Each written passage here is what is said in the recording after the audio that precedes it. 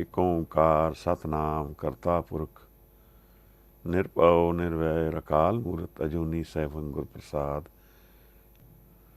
धन धन गुरु ग्रंथ साहब जी महाराज, धन गुरु गोबिंद सिंह साहब सच्चे पातशाह, दसम गुरु साहिबान, कृपा करना साहिब जी। वाहिगुरु जी का खालसा, वाहिगुरु जी की फतेह।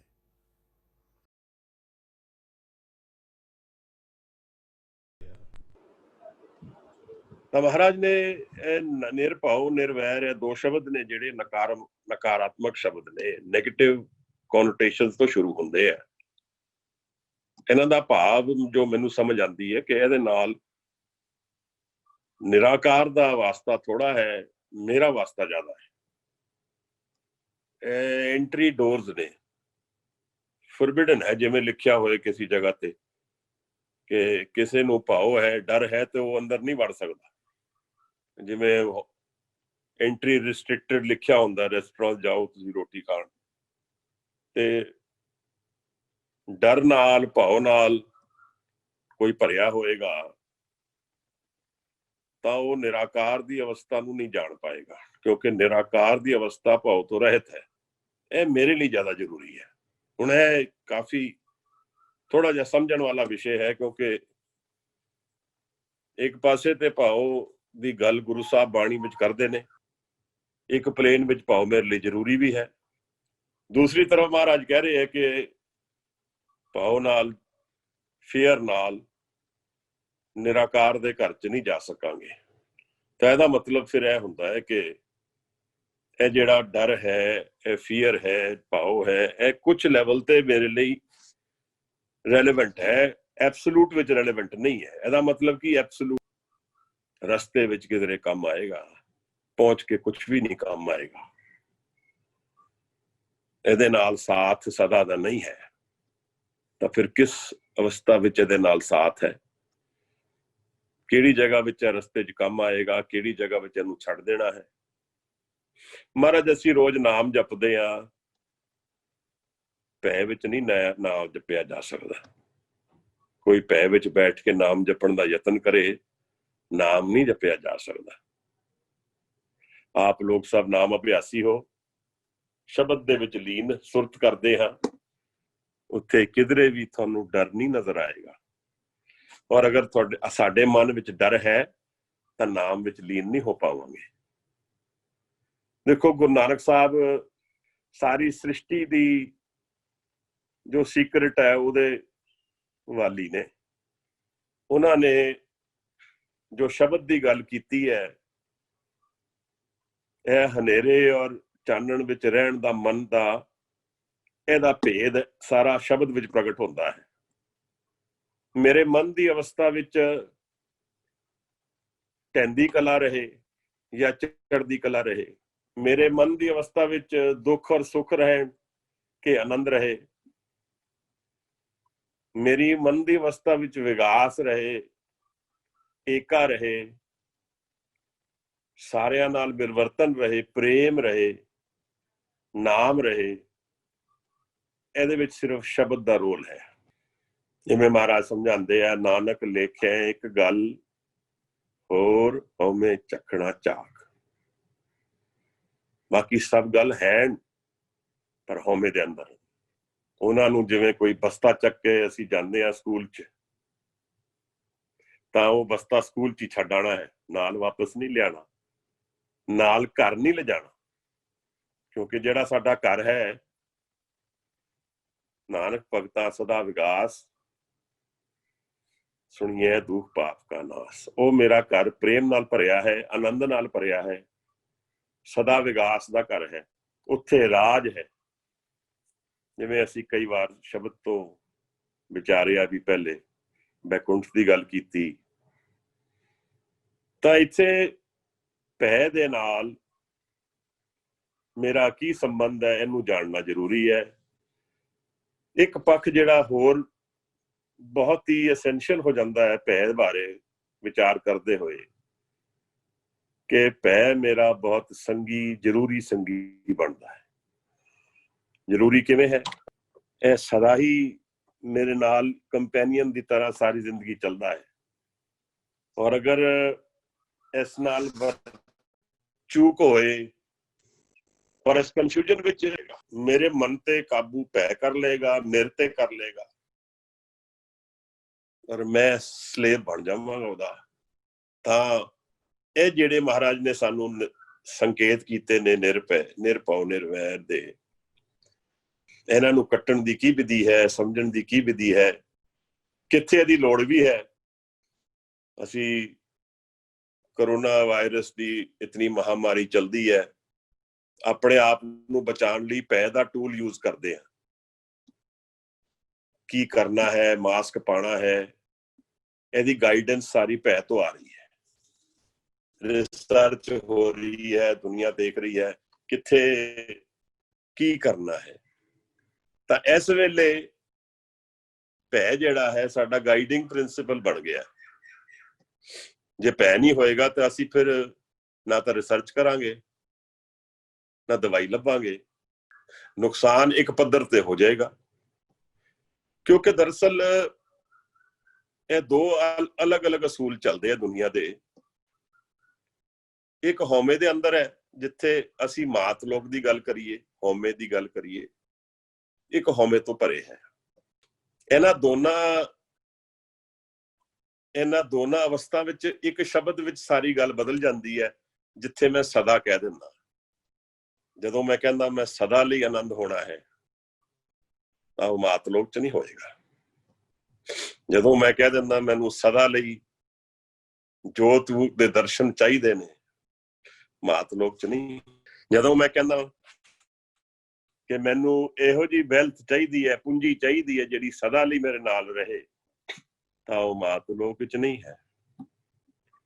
ਜਦੋਂ ਮੈਂ ਕਹਿੰਦਾ ਵਾ ਮੈਨੂੰ ਸੰਗੀ ਚਾਹੀਦੇ ਹੈ, ਜਿਸ ਤਰ੍ਹਾਂ ਉਸ ਦਿਨ ਬੀਬਾ ਬਹੁਤ ਇੱਕ ਤਰ੍ਹਾਂ ਦਾ ਪੇਨ ਔਰ ਡਰ ਸੀ ਉਹਨਾਂ ਚ। ਉਹ ਕਹਿੰਦੇ ਸੀ ਮੇਰੇ ਰਿਸ਼ਤੇਦਾਰ, ਮੇਰੀ ਜਿਹੜੇ ਮਿੱਤਰ, ਮੇਰੇ ਸੰਗੀ ਮੇਰੇ ਤੋਂ ਵਿਛੜਨਗੇ। ਦੇਖੋ ਦਰਦ ਹੈ ਇਹਦਾ ਕਿੰਨਾ। ਡਰ ਔਰ ਦਰਦ ਦੋਨੋਂ ਵਿੱਚ ਨਾਲ ਰਲ ਕੇ ਆ ਰਹੇ ਹੈ। ਇਹਦਾ ਕਾਰਨ ਸਮਝਣਾ ਜ਼ਰੂਰੀ ਹੈ।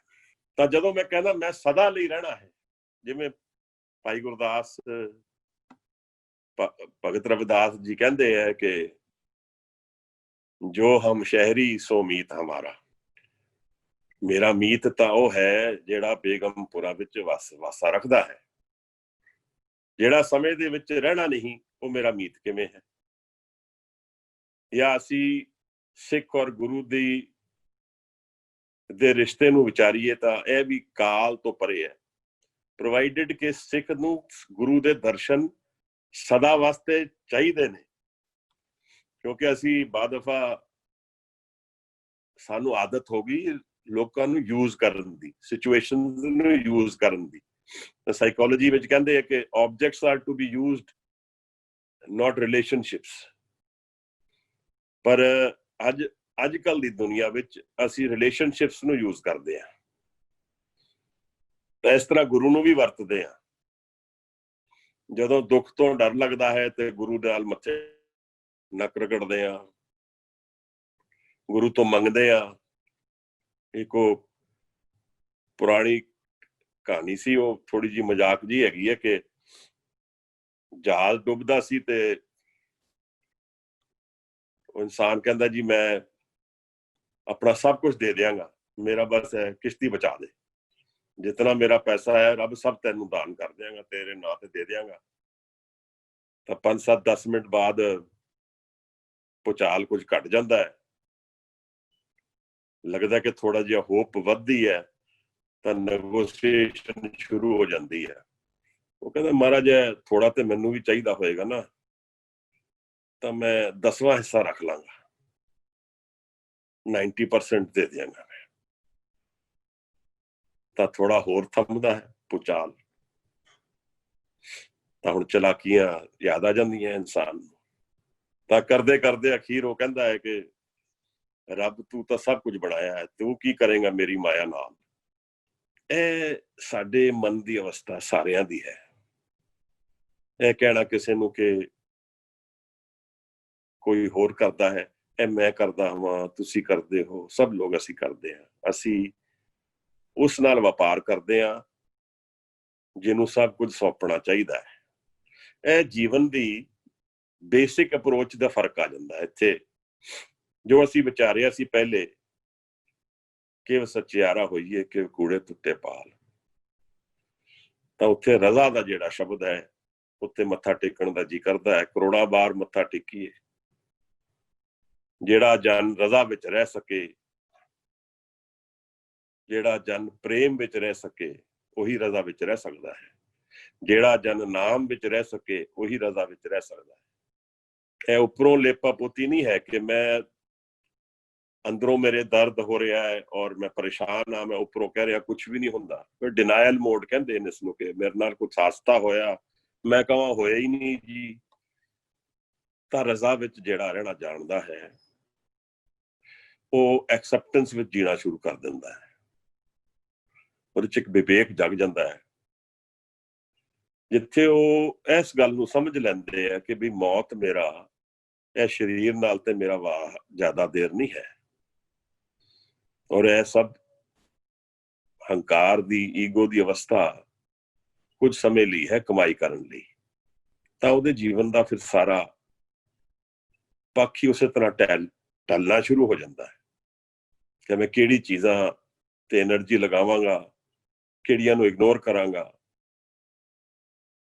ਦਰਅਸਲ ਹੁੰਦਾ ਕੀ ਹੈ ਕਿ ਸਾਡੇ ਰੋਜ਼ਮਰਰਾ ਦੇ ਜੀਵਨ ਵਿੱਚ ਕਈ ਵਾਰ ਅਸੀਂ ਐਨਰਜੀ ਡੂਇੰਗ ਨੂੰ ਇੰਨੀ ਕਮਿਟ ਕਰ ਦਿੰਦੇ ਹਾਂ।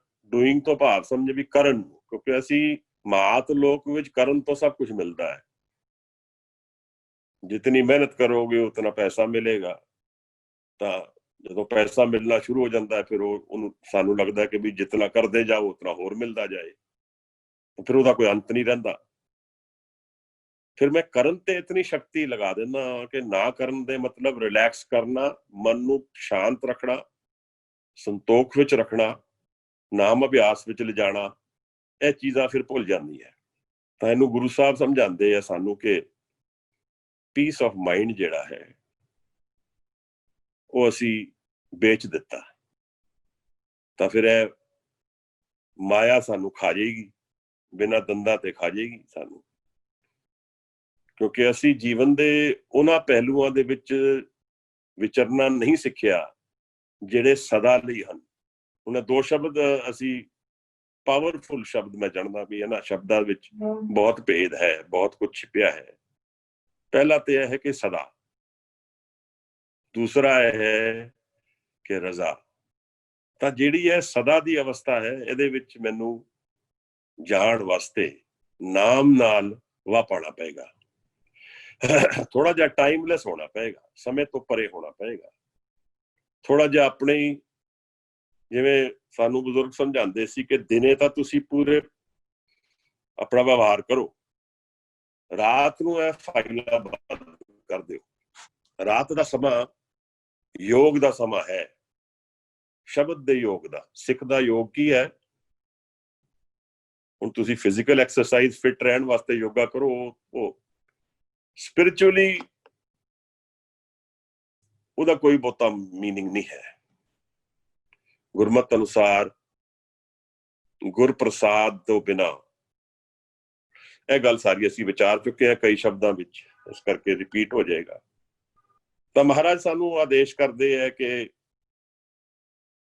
ਇਹ ਭੈ ਦੇ ਨਾਲ ਅਸੀਂ ਉੱਥੇ ਐਂਟਰ ਨਹੀਂ ਕਰ ਪਾਵਾਂਗੇ। ਭੈ ਨੂੰ ਕਿਵੇਂ ਅਸੀਂ ਸਮਝਣਾ ਹੈ? ਭੈ ਨੂੰ ਅਸੀਂ ਦੋ ਪਲੇਨ ਵਿੱਚ ਸਮਝ ਲਈਏ। ਇੱਕ ਤਾਂ ਮਾਤ ਲੋਕ ਵਿੱਚ ਈਗੋ ਦੇ ਅੰਦਰ ਸਾਨੂੰ ਭੈ ਮਿਲਦਾ ਹੈ, ਉਹ ਭੈ ਕੁਛ ਤਾਂ ਪੇਨ ਦਾ ਭੈ ਹੈ, ਮੈਨੂੰ ਦਰਦ ਨਾ ਹੋਏ। ਤਾਂ ਦਰਦ ਔਰ ਭੈ ਦਾ ਬੜਾ ਡੂੰਘਾ ਰਿਲੇਸ਼ਨਸ਼ਿਪ ਹੈ। ਇਹ ਜ਼ਿਆਦਾਤਰ ਇਕੱਠੇ ਆਣਗੇ। ਜਦੋਂ ਸਾਨੂੰ ਦਰਦ ਹੋਏਗਾ ਤਾਂ ਭੈ ਨਾਲ ਆਏਗਾ, ਜਦੋਂ ਭੈ ਹੋਏਗਾ ਤਾਂ ਦਰਦ ਨਾਲ ਆਏਗਾ। ਦੂਸਰਾ ਸਾਨੂੰ ਲਾਸ ਦਾ ਡਰ ਹੈ, ਨੁਕਸਾਨ ਦਾ ਡਰ ਹੈ, ਕਿ ਅਸੀਂ ਲਾਸ ਆਫ ਕੰਟਰੋਲ ਸਮਝ ਲਈਏ ਕਿ ਜੋ ਅਸੀਂ ਪਾਣਾ ਚਾਹੁੰਦੇ ਹਾਂ ਉਹ ਨਹੀਂ ਮਿਲੇ, ਜੋ ਅਸੀਂ ਪਾਣਾ ਚਾਹੁੰਦੇ ਹਾਂ ਉਹ ਸਾਨੂੰ ਨਹੀਂ ਮਿਲੇ, ਜਾਂ ਜੋ ਸਾਡੇ ਕੋਲ ਹੈ ਉਹ ਸਾਨੂੰ ਗਵਾਉਣ ਦਾ ਡਰ ਲੱਗੇ। ਤਾਂ ਬੇਸਿਕਲੀ ਲੈਕ ਆਫ ਕੰਟਰੋਲ ਕਰਕੇ ਇਹ ਡਰ ਆਉਂਦਾ ਸਾਡੇ ਕੋਲ। ਇਹ ਡਰ ਇਹ ਜਿਹੜਾ ਡਰ ਹੈ ਫਿਰ ਸਾਨੂੰ ਪਰੇਸ਼ਾਨ ਕਰਦਾ ਹੈ। ਮਾਤ ਲੋਕ ਵਿੱਚ ਇਹ ਬਾਰ-ਬਾਰ ਆਂਦਾ ਹੈ, ਸਾਡੇ ਸਾਹਮਣੇ ਅਲੱਗ-ਅਲੱਗ ਰੂਪਾਂ ਵਿੱਚ ਆਂਦਾ ਹੈ। ਜੋ ਰਿਲੇਸ਼ਨਸ਼ਿਪਸ ਮੇਰੇ ਹੈਂਡ ਉਹ ਨਾ ਹਟ ਜਾਣ, ਜੋ ਮੇਰੇ ਕੋਲ ਮਾਇਆ ਹੈ ਉਹ ਨਾ ਹਟ ਜਾਏ, ਜੋ ਮੇਰਾ ਜੀਵਨ ਵਿੱਚ ਸਟੇਟਸ ਹੈ ਉਹ ਨਾ ਘਟ ਜਾਏ, ਜੋ ਮੈਨੂੰ ਮਾਣ ਮਿਲਿਆ ਹੈ ਉਹ ਅਪਮਾਨ ਨਾ ਬਣ ਜਾਏ। ਕਈ ਤਰ੍ਹਾਂ ਦੇ ਡਰ ਆਉਂਦੇ ਨੇ ਸਾਨੂੰ ਸਾਹਮਣੇ, ਪਰ ਇਹ ਤਿੰਨਾਂ ਚੀਜ਼ਾਂ ਤੋਂ ਕਵਰ ਹੋ ਜਾਂਦੇ ਆ। ਇਹ ਤਿੰਨਾਂ ਚੀਜ਼ਾਂ ਤੋਂ ਇਹ ਸਾਰੀ ਕੈਟੇਗਰੀਜ਼ ਵਿੱਚ ਆ ਜਾਂਦੀਆਂ। ਮੈਂ ਹੁਣ 3 ਕੈਟੇਗਰੀ ਦਾ ਇੱਕ ਗੱਲ ਕਰ, ਸਾਰੇ ਡਰ ਸਾਡੇ ਤੋਂ ਰੱਖਦੇ ਆ, ਕਿਉਂਕਿ ਮੌਤ ਨੇ ਸਭ ਕੁਝ ਲੈ ਲੈਣਾ ਹੈ ਜੋ ਜੀਵਨ ਨੇ ਦਿੱਤਾ ਹੈ, ਔਰ ਉਹਦੇ ਵਿੱਚ ਇਹ ਸਾਰੀਆਂ ਚੀਜ਼ਾਂ ਆ ਜਾਂਦੀਆਂ, ਸਿਵਾਏ ਇੱਕ ਵਸਤੂ ਦੇ ਹੋਰ ਕੁਝ ਨਹੀਂ ਸਾਡੇ ਨਾਲ ਰਹਿਣਾ। ਔਰ ਅਗਰ ਆਪ ਥੋੜੇ ਡੂੰਘੇ ਵਿਚਾਰ ਚ ਇਹਨੂੰ ਵਿਚਾਰੀਏ ਤਾਂ ਉਹੀ ਵਸਤੂ ਹੈ ਜੋ ਸਦਾ ਲਈ ਹੈ, ਉਹੀ ਵਸਤੂ ਹੈ ਜੋ ਉਹਦੀ ਰਜ਼ਾ ਵਿੱਚ ਰਹਿ ਕੇ ਮਿਲ ਸਕਦੀ ਹੈ, ਉਹੀ ਵਸਤੂ ਹੈ ਜੋ ਮੇਰੇ ਨਾਲ ਸਦਾ ਲਈ ਹੈ ਔਰ ਰਹੀ ਵੀ ਹੈ। ਮੈਂ ਉਸਨੂੰ ਜਾਣਦਾ ਨਹੀਂ, ਉਹਦੇ ਨਾਲ ਮੇਰਾ ਭੇਦ ਹੈ, ਉਸ ਤੇ ਪਰਦਾ ਪਿਆ ਹੈ, ਪਰ ਉਹ ਮੇਰੇ ਨਾਲ ਸਦਾ ਰਹੀ ਹੈ। ਫਰਕ ਇੰਨਾ ਹੈ ਕਿ ਉਸ ਅਵਸਥਾ ਵਿੱਚ ਮੇਰਾ ਹੰਕਾਰ ਨਹੀਂ ਜਾ ਸਕਦਾ, ਮੈਂ ਉੱਥੇ ਨਹੀਂ ਟੁਰ ਸਕਦਾ। ਉਹ ਜਿਹੜੀ ਧਰਤੀ ਹੈ, ਉਹ ਜਿਹੜਾ ਸਥਾਨ ਹੈ, ਉਹ ਜਿਹੜੀ ਮਾਨਸਿਕ ਅਵਸਥਾ ਹੈ, ਉੱਥੇ ਮੈਂ ਨਹੀਂ ਹੋ ਸਕਦਾ। ਉੱਥੇ ਤੂੰ ਹੀ ਨਿਰੰਕਾਰ ਹੈ। ਇੱਥੇ ਐਵੇਂ ਲੱਗਦਾ ਹੈ ਕਿ ਜਿਵੇਂ ਨਿਰੰਕਾਰ ਨੇ ਇਹ ਸ੍ਰਿਸ਼ਟੀ ਮਿਲਣ ਲਈ, ਸਾਨੂੰ ਮਿਲਣ ਲਈ ਬਣਾਈ ਹੈ। ਉਹਦੇ ਵਿੱਚ ਕੁਝ ਦੁੱਖ ਸੁੱਖ ਪਾ ਦਿੱਤੇ ਨੇ ਤਾਂ ਕਿ ਅਸੀਂ ਸਿੱਖ ਸਕੀਏ ਕਿ ਅਸਲ ਡਾਇਰੈਕਸ਼ਨ ਕਿੱਥੇ ਹੈ। ਜਿਵੇਂ ਪਹਿਲੇ ਅਸੀਂ ਵਿਚਾਰ ਚੁੱਕੇ ਹਾਂ, ਉਹ ਜਿਹੜੇ ਸਿਗਨਲਸ ਉਹਦੇ ਹੈਂਡ ਦਿੱਤੇ ਨੇ ਉਹ ਅਸੀਂ ਨਹੀਂ ਪੜ੍ਹ ਪਾਉਂਦੇ, ਨਹੀਂ ਜਾਣ ਪਾਉਂਦੇ। ਕਾਰਨ ਕਿਉਂਕਿ ਅਸੀਂ ਮੌਤ ਨੂੰ ਜਾਣਨਾ ਨਹੀਂ ਚਾਹੁੰਦੇ, ਕਿਉਂਕਿ ਮੌਤ ਨਾਲ ਸਾਡਾ ਪੇਨ ਦਾ ਰਿਲੇਸ਼ਨ ਹੈ, ਮੌਤ ਨਾਲ ਮੇਰਾ ਆਈਡੈਂਟੀਟੀ ਦਾ ਰਿਲੇਸ਼ਨ ਹੈ। ਜੋ ਕੁਝ ਮੈਂ ਜੀਵਨ ਚ ਕਮਾਇਆ ਮੌਤ ਨੇ ਉਹ ਲੈ ਲੈਣਾ ਹੈ, ਇਸ ਕਰਕੇ ਮੈਨੂੰ ਮੌਤ ਦਾ ਭੈ ਬਹੁਤ ਹੈ। ਕਿਉਂ ਲਾਜ਼ਮੀ ਵੀ ਹੈ, ਕਿਸੇ ਆਦਮੀ ਨੇ ਕੁਝ ਕਮਾਇਆ ਹੋਏ, ਕਿਸੇ ਜਨ ਨੇ ਪੂਰਾ ਜੀਵਨ ਲਗਾ ਕੇ ਕੁਝ ਕਮਾਇਆ ਹੋਏ, ਬਹੁਤ ਐਫਰਟ ਨਾਲ ਕਮਾਇਆ,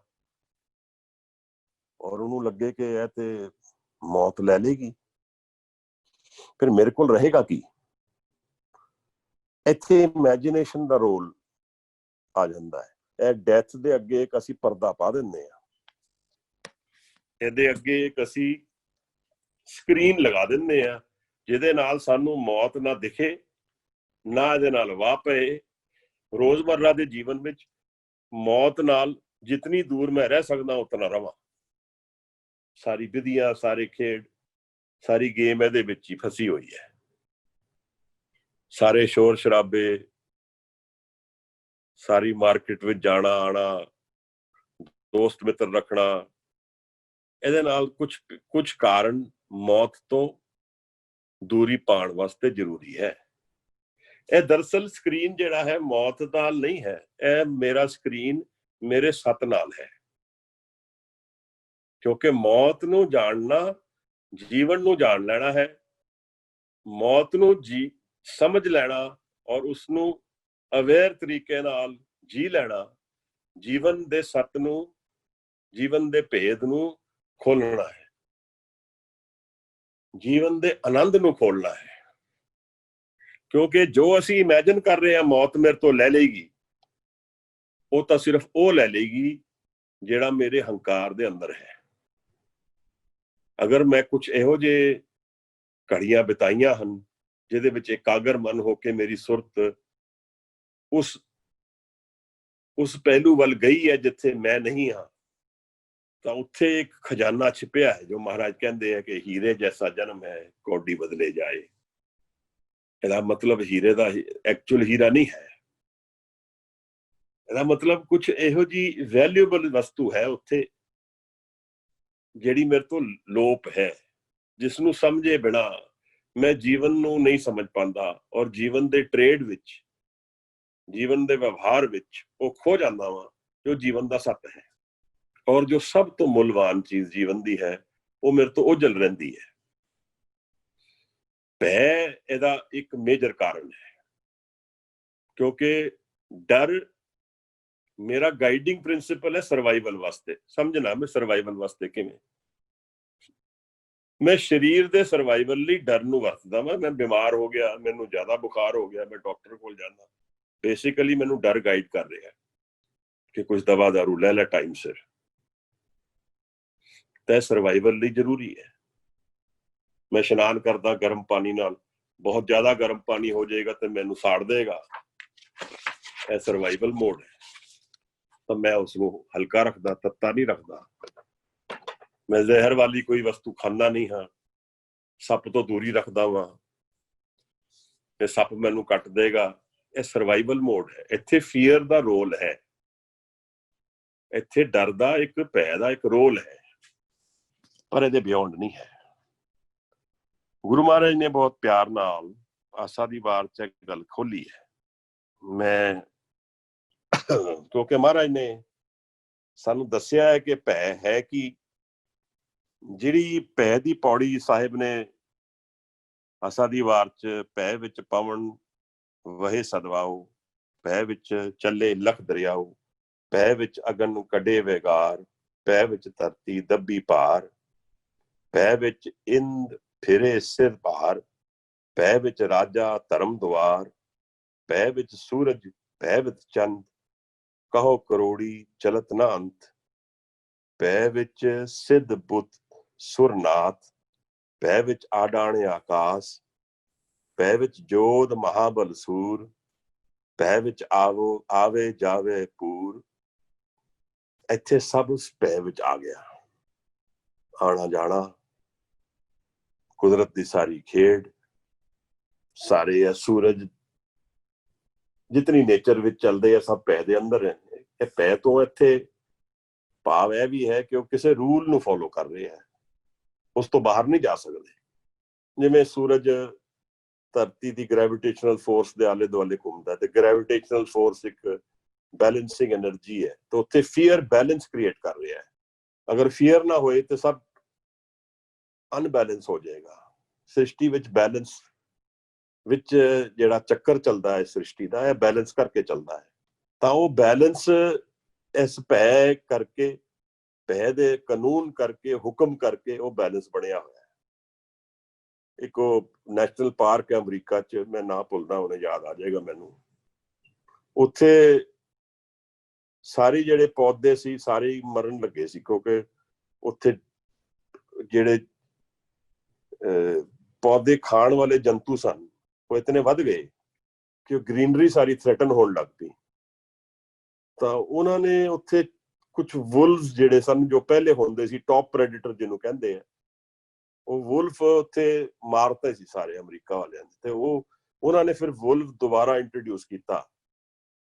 ਤਾਂ ਉਸ ਤੇ ਇੰਟਰੋਡਿਊਸ ਕਰਨ ਨਾਲ ਉਹਨਾਂ ਨੇ ਉਹ ਜੰਤ ਖਾਦੇ, ਫਿਰ ਜਿਹੜੇ ਪੌਦੇ ਖਾਂਦੇ ਨੇ। ਤਾਂ ਉਹ ਸਾਰਾ ਜਿਹੜਾ ਪਾਰਕ ਹੈ ਉਹ ਇੱਕ ਬੈਲੈਂਸ ਵਿੱਚ ਆ ਗਿਆ ਕੁਝ ਸਮੇਂ ਚ। ਨਹੀਂ ਤਾਂ ਹਰਿਆਲੀ ਉਹ ਡੈਜ਼ਰਟ ਹੋ ਜਾਣਾ ਸੀ, ਕਿਉਂਕਿ ਸਾਰੇ ਪੌਦੇ ਖਾਏ ਜਾਣੇ ਸਨ, ਗ੍ਰੀਨਰੀ ਵਾਸ ਬੀਇੰਗ ਥ੍ਰੈਟਨਡ। ਸੋ ਟੌਪ ਪ੍ਰੈਡੇਟਰ ਦਾ ਇੱਥੇ ਇੱਕ ਰੋਲ ਹੈ, ਉਸਨੇ ਇੱਕ ਬੈਲੈਂਸ ਕ੍ਰੀਏਟ ਕਰ ਦਿੱਤਾ। ਇਹ ਸ੍ਰਿਸ਼ਟੀ ਦੀ ਜਿਹੜੀ ਸਸਟੇਨੇਬਿਲਿਟੀ ਹੈ, ਇਹ ਵਰਡ ਸਸਟੇਨੇਬਿਲਿਟੀ ਮਤਲਬ ਇਹਨੂੰ ਚਲਤੇ ਰਹਿਣ ਦੇਣਾ, ਇਹਦੇ ਲਈ ਨਿਰੰਕਾਰ ਨੇ ਇੱਕ ਹੁਕਮ ਬਣਾਇਆ, ਕਾਨੂੰਨ ਬਣਾਇਆ ਹੈ ਸਸਟੇਨੇਬਿਲਿਟੀ ਦਾ, ਉਹਦੇ ਚ ਬੈਲੈਂਸ ਕ੍ਰੀਏਟ ਕੀਤਾ ਹੈ। ਜਿਵੇਂ ਸਾਡਾ ਸਰੀਰ ਵੀ ਹੈ, ਉਹਦੇ ਚ ਬੈਲੈਂਸ ਹੈ, ਸੋਡੀਅਮ ਦਾ ਬੈਲੈਂਸ ਹੈ, ਕੈਲਸ਼ੀਅਮ ਦਾ ਬੈਲੈਂਸ ਹੈ, ਹਰ ਚੀਜ਼ ਦਾ ਬੈਲੈਂਸ ਹੈ। ਉਹਦਾ ਬੈਲੈਂਸ ਤੋਂ ਬਾਹਰ ਜਾਂਦਾ ਤੇ ਸਰੀਰ ਜਿਹੜਾ ਹੈ ਉਹ ਕੰਟਰੋਲ ਤੋਂ ਬਾਹਰ ਹੋ ਜਾਂਦਾ ਹੈ। ਇਸ ਤਰ੍ਹਾਂ ਫੀਅਰ ਇੱਕ ਬੈਲੈਂਸਿੰਗ ਮੈਥਡੋਲੋਜੀ ਹੈ, ਜਿਹਦੇ ਨਾਲ ਸ੍ਰਿਸ਼ਟੀ ਦੇ ਵਿੱਚ ਬੈਲੈਂਸ ਆਉਂਦਾ ਹੈ। ਤਾਂ ਮਹਾਰਾਜ ਇਸ ਭੈ ਦੀ ਪੌੜੀ ਚ ਸਾਨੂੰ ਸਮਝਾ ਰਹੇ ਹੈ ਕਿ ਸਭ ਕੁਝ ਭੈ ਦੇ ਵਿੱਚ ਹੈ ਉਹਦੇ, ਔਰ ਉਹ ਭੈ ਨਾ ਹੋਏ ਤੇ ਬੈਲੈਂਸ ਤੋਂ ਬਾਹਰ ਹੋ ਜਾਣ। ਤੇ ਇਹਦੇ ਵਿੱਚ ਮੈਨੂੰ ਲੱਗਦਾ ਮਹਾਰਾਜ ਦਾ ਜੋ ਭੇਦ ਇੱਕ ਖੋਲਣਾ ਹੈ, ਸਗਲਿਆ ਭਾਉ ਲਿਖਿਆ ਸਿਰ ਲੇਖ, ਨਾਨਕ ਨਿਰਭਉ ਨਿਰੰਕਾਰ ਸਚ ਏਕ। ਮਾਤ ਲੋਕ ਵਿੱਚ ਜੋ ਕੁਝ ਵੀ ਹੈ ਉਹਦੇ ਤੇ ਸਭ ਤੇ ਭੈ ਦੇ ਅੰਦਰ ਹੀ ਹੈ, ਉਹ ਭੈ ਤੋਂ ਪਰੇ ਨਹੀਂ ਹੈ ਕੁਝ ਵੀ। ਇਹ ਮਾਤ ਲੋਕ ਉਹਦੇ ਵਿੱਚ ਮੇਰੀ ਈਗੋ ਵਿੱਚ ਜਦੋਂ ਵੀ ਮੈਂ ਰਵਾਂਗਾ, ਉਹਦੇ ਵਿੱਚ ਭੈ ਮੇਰਾ ਇੱਕ ਐਲੀਮੈਂਟ ਹੈ, ਉਸ ਨੂੰ ਮੈਂ ਕੰਟਰੋਲ ਕਰਨਾ ਹੈ, ਪਰ ਉਸ ਨੂੰ ਮੈਂ ਓਵਰ ਪਾਰਿੰਗ, ਉਹਨੂੰ ਕਹਿੰਦੇ ਕੋਪਿੰਗ ਮੈਕੈਨਿਜ਼ਮ, ਕਿ ਡਰ ਆਏਗਾ ਤਾਂ ਪਹਿਲਾਂ ਉਸ ਨੂੰ ਦੇਖਣਾ ਹੈ ਰੀਅਲ ਹੈ ਕਿ ਨਹੀਂ ਰੀਅਲ ਹੈ। ਉਹਦੇ ਨਾਲ ਅਸੀਂ ਇਮੈਜੀਨੇਸ਼ਨ ਨੂੰ ਦੌੜ ਨਹੀਂ ਜਾਣਾ ਕਿ ਵੀ ਇਮੈਜੀਨੇਸ਼ਨ ਮੇਰੀ ਦੌੜ ਕੇ ਮੈਨੂੰ ਲੈ ਗਈ ਕਿਧਰੇ ਹੋਰ। ਹੁਣ ਇੱਕ ਪ੍ਰਸ਼ਨ ਇੱਥੇ ਉੱਠਦਾ ਹੈ ਕਿ what if my fear is real.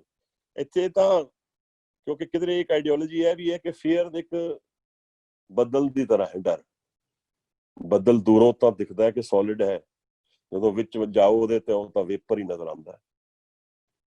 ਇਹ ਉਹਦੇ ਲਈ ਤਾਂ ਬਿਲਕੁਲ ਠੀਕ ਹੈ ਜਿਸ ਨੇ ਨਾਮ ਅਭਿਆਸ ਵਿੱਚੋਂ ਅਵਸਥਾ ਪ੍ਰਾਪਤ ਕਰ ਲਈ, ਜਿਹਦੇ ਵਿੱਚ ਦੇਹ ਦੀ ਜਿਤਨੀ ਵੀ ਈਗੋ ਤੋਂ ਪਰੇ ਰਹਿਣ ਦੀ ਅਵਸਥਾ ਇੱਕ ਨੈਚੁਰਲ ਟੈਂਡੈਂਸੀ ਹੋ ਗਈ।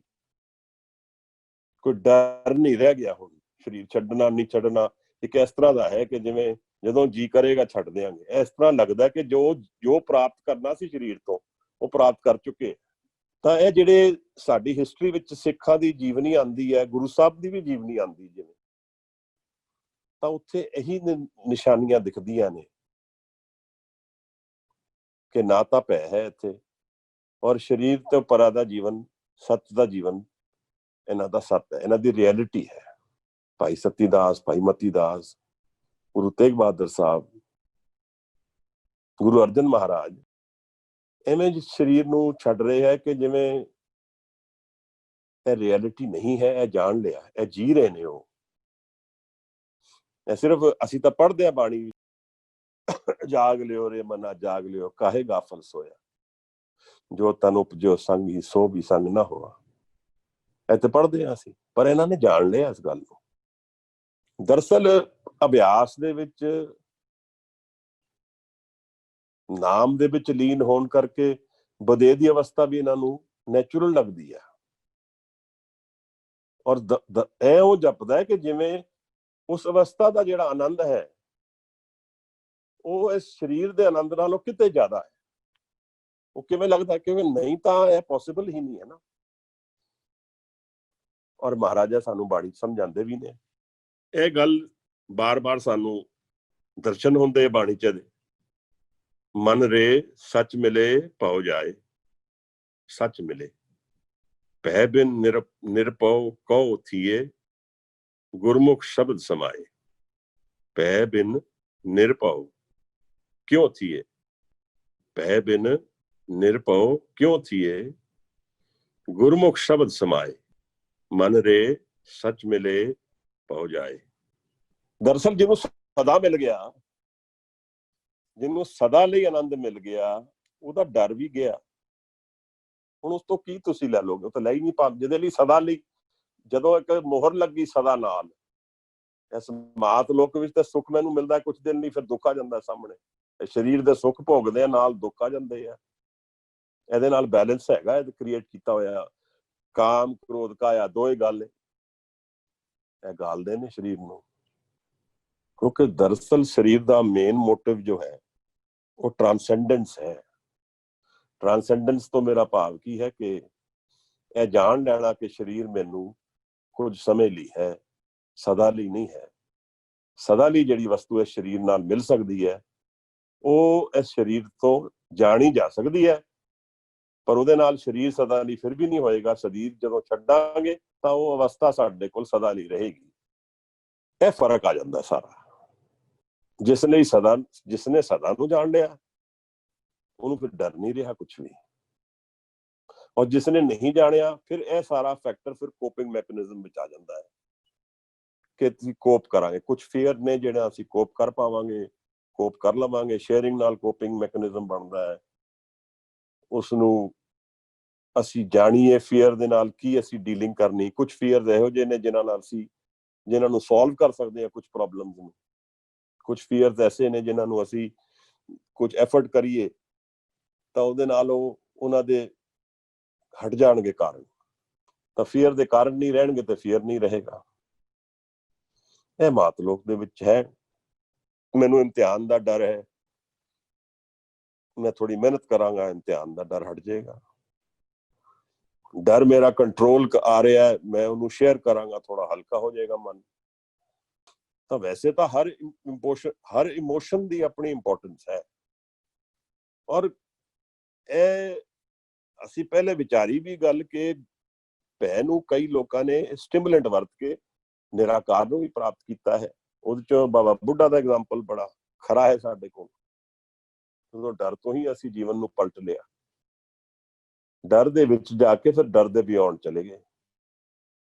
ਦਰਅਸਲ ਡਰ ਦੇ ਇਹੋ ਜੀ ਡਰ ਦੀ ਕਿਸ਼ਤੀ ਵਿੱਚ ਬੈਠ ਕੇ ਪ੍ਰੇਮ ਨੂੰ ਪ੍ਰਾਪਤ ਕਰ ਲਿਆ, ਗੁਰੂ ਨੂੰ ਪ੍ਰਾਪਤ ਕਰ ਲਿਆ, ਆਨੰਦ ਨੂੰ ਜਾਣ ਲਿਆ, ਫਿਰ ਡਰ ਨਹੀਂ ਰਿਹਾ। ਕਿਉਂਕਿ ਜਿੱਥੇ ਪ੍ਰੇਮ ਹੋਏਗਾ ਉੱਥੇ ਡਰ ਨਹੀਂ ਰਹੇਗਾ। ਤਾਂ ਤੁਸੀਂ ਦੇਖੋ ਅੱਜ ਕੱਲ ਲਾਫਟਰ ਕਲੱਬਸ ਹੁੰਦੇ ਆ ਜਗ੍ਹਾ ਜਗ੍ਹਾ। ਇਹ ਲਾਫਟਰ ਕਲੱਬਸ ਦਾ ਇਸ ਦੇ ਅੰਦਰ ਹੀ ਹੈ, ਹੰਕਾਰ ਦੇ ਅੰਦਰ ਇਹੋ ਜਿਹੇ ਮੈਕੈਨਿਜ਼ਮਸ ਹੈ, ਇਹਨਾਂ ਨਾਲ ਅਸੀਂ ਬੈਲੈਂਸ ਕਰ ਸਕਦੇ ਹਾਂ। ਕਿਉਂਕਿ ਇਹ ਖੇੜੇ ਨਾਲ ਮਨ ਦੀ ਸਾਰੀ ਅਵਸਥਾ ਬਦਲਦੀ ਹੈ। ਤਾਂ ਜਿਹੜਾ ਮੇਰਾ ਡਰ ਮੇਰੇ ਸਰੀਰ ਦੇ ਅੰਦਰ ਹੈ, ਮੇਰੇ ਹੰਕਾਰ ਦੇ ਅੰਦਰ ਹੈ, ਉਸ ਨੂੰ ਕੋਪਿੰਗ ਮੈਕੈਨਿਜ਼ਮ ਮੈਂ ਜੀਵਨ ਤੋਂ ਸਿੱਖ ਕੇ ਬਣਾ ਸਕਦਾ। ਪਰ ਪ੍ਰਸ਼ਨ ਉੱਠਦਾ ਹੈ ਕਿ ਜਦੋਂ ਅਗਰ ਮੇਰਾ ਡਰ ਫੀਅਰ ਰੀਅਲ ਹੋ ਜਾਂਦਾ ਹੈ, ਮੌਤ ਦਰਅਸਲ ਵੈਸੇ ਹੀ ਸਾਹਮਣੇ ਖੜੀ ਹੋ ਜਾਂਦੀ ਹੈ, ਮੈਂ ਇਮੇਜਿਨ ਨਹੀਂ ਕਰਦਾ, ਐਕਚੁਅਲੀ ਹੋ ਜਾਂਦਾ ਹੈ। ਜਿਵੇਂ ਕਿਸੇ ਨੇ ਪੁੱਛਿਆ ਜੀ ਮੈਂ ਤਾਂ ਕੈਂਸਰ ਹੈ ਮੈਨੂੰ ਔਰ ਕੁਝ ਦਿਨ ਦੇ ਮੈਂ ਹੁਣ ਇਹ ਤਾਂ ਰਿਐਲਿਟੀ ਹੈ।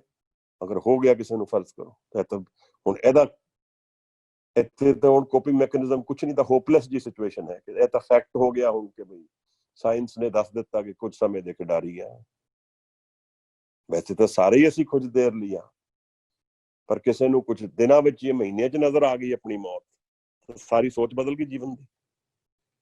ਇੱਕਦਮ ਕੁਝ ਹੋਰ ਹੀ, ਜਿਵੇਂ ਹੁਣ ਅੱਜ ਕੱਲ ਕਰੋਨਾ ਦੇ ਡਰ 'ਚ ਅਸੀਂ ਸਭ ਕੁਝ ਘਰ 'ਚ ਬੈਠੇ ਹਾਂ ਡਰ ਦੇ ਮਾਰੇ, ਇੱਕਦਮ ਹੀ ਜੀਵਨ ਬਦਲ ਗਿਆ। ਇੱਥੇ ਹੁਣ ਕੀ ਕਰਾਂਗੇ ਜਦੋਂ ਡਰ ਔਰ ਮੌਤ ਬਰਾਬਰ ਹੋ ਜਾਣਗੇ?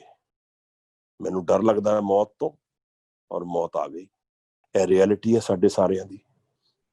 ਇਹ ਸਾਰਾ ਗੁਰੂ ਗ੍ਰੰਥ ਸਾਹਿਬ ਮਹਾਰਾਜ ਦਾ ਅਭਿਆਸ ਇਸ ਸਮੇਂ ਦੀ ਉਸ ਘੜੀ ਦੀ ਤਿਆਰੀ ਲਈ ਹੈ ਜਦੋਂ ਮੌਤ ਆਏਗੀ, ਜਦੋਂ ਮੈਂ ਭੈ ਤੋਂ ਪਾਰ ਜਾ ਸਕਾਂਗਾ।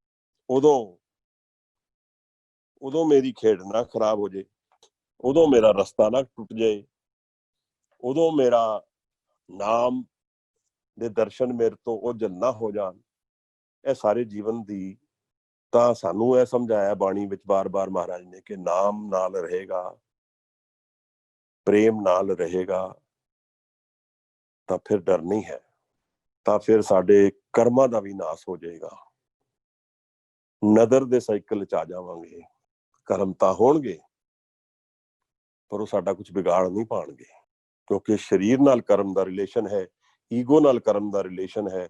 ਮੈਂ ਅਗਰ ਈਗੋ ਨੂੰ ਹੀ ਡ੍ਰੌਪ ਕਰ ਦਿੱਤਾ ਜਾਂ ਸੁਣ ਇਸ ਤਰ੍ਹਾਂ ਟਰਾਂਸਫਾਰਮ ਕਰਤਾ, ਪਹਿਲਾਂ ਤਾਂ ਟਰਾਂਸਫਾਰਮ ਹੀ ਕਰਾਂਗਾ ਨਾ, ਮੈਂ ਹਾਂ, ਮੈਂ ਸਿੱਖ ਹਾਂ, ਔਰ ਫਿਰ ਸਿੱਖ ਜਦੋਂ ਆਨੰਦ ਵਿੱਚ ਲੀਨ ਹੋ ਜਾਂਦਾ ਹੈ ਫਿਰ ਉਹ ਆਨੰਦ ਹੈ। ਫਿਰ ਉਹ ਅਵਸਥਾ ਕਿਹੜੀ ਹੈ? ਗੁਰੂ ਅਮਰਦਾਸ ਮਹਾਰਾਜ ਨੇ ਕਿਤਨੀ ਪਿਆਰੀ ਬਾਣੀਆਂ ਸਾਨੂੰ ਪ੍ਰਗਟ ਕੀਤੀਆਂ। ਉਹ ਕਹਿੰਦੇ ਮਤ ਕੋਈ ਪਿੱਛੋਂ ਰੋਹ ਸੀ, ਕਾਹਦਾ ਡਰ ਹੈ? ਇੱਥੇ ਕੋਈ ਡਰ ਦੀ ਗੱਲ ਹੀ ਨਹੀਂ ਹੈ। ਉਹ ਤਾਂ ਕਹਿੰਦੇ ਰੋਣਾ ਵੀ ਨਹੀਂ ਹੈ, ਦੇयर नो ਰਿਗਰੈਟ। ਜੋ ਇੱਥੋਂ ਕਮਾਣਾ ਸੀ ਸਰੀਰ ਨਾਲ ਮੈਂ ਕਮਾ, ਔਰ ਇਹ ਸਿਰਫ ਆਪਣੀ ਗੱਲ ਨਹੀਂ ਹੈ, ਉਹਨਾਂ ਦੇ ਸੰਗੀ ਵੀ ਜਿਤਨੇ ਨੇ ਉਹ ਵੀ ਨਾਲ ਗੇਨ ਕਰਦੇ ਆ। ਬਾਣੀ ਸਾਨੂੰ ਦੱਸ ਕੀਤੀ ਛੁੱਟੀ ਨਾਲ, ਕਿਉਂਕਿ ਦਰਅਸਲ ਜਿਹੜੀ ਹੈ ਆਈਡੈਂਟੀਟੀ ਅਸੀਂ ਮੈਂ ਔਰ ਤੇਰਾ ਬਣਾ ਕੇ ਰੱਖੀ ਹੋਈ ਹੈ, ਇਹ ਐਬਸੋਲੂਟ ਵਿੱਚ ਨਹੀਂ ਬਣਦੀ ਹੈ ਗੱਲ।